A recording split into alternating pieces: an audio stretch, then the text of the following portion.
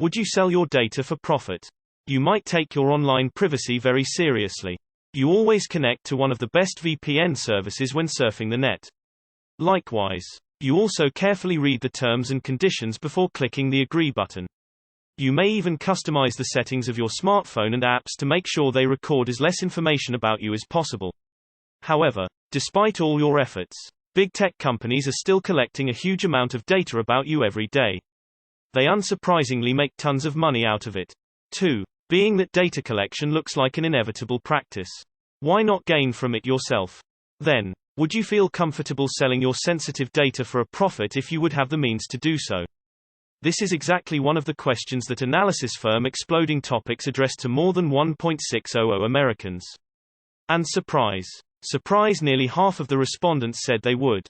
As part of a bigger investigation, analysts from Exploding Topics reached out opens in new tab to 1.617 Internet users living in the US to gather their views on data privacy, ownership of online content, and the role of big tech companies.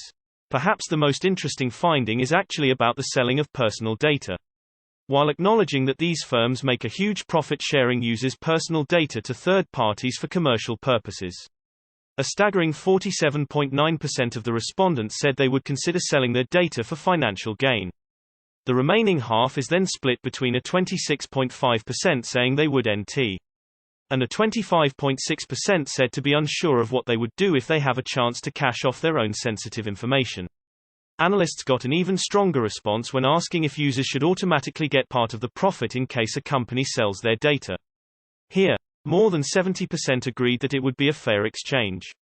While it's unlikely that such a practice will gain a foothold in the big tech sector anytime soon, you can at least make some more conscious choices on which information to share and with whom. For this, it's important to exactly know the types of personal data these companies hold about their users. Companies record an array of personal information about their users directly from them. These include their name, phone number, email address, home address, payment details, username, passwords, and even the emails they write and/or receive. Another set of data falls into the category of unique identifiers characterizing the device you use to go online. These include IP address, device and/or browse type, system activity record, and details on URL requests. Then, there is specific information that got collected about users' activities. These can be the search terms they look up for, shared messages, content accessed, and duration of their online session. Additional data that big tech companies hold on users comes from their location information, like the time zone they're connected to and GPS movements. Companies might even obtain information about their customers from publicly accessible sources such as newspapers, advertisers, and credit bureaus. Among the biggest companies on the market, Google wins the gold medal for the most data collected opens in new tab, whereas Apple seems to be the one doing the most to safeguard its customers' privacy. Also, the two main social media platforms Twitter and Facebook look like they're storing more data than they need to. As you can see, for companies, it's effortless, wildly exploiting users' personal information for their financial gain. This is why governments around the world have been busy crafting new laws to cope with privacy issues linked to today's digital society.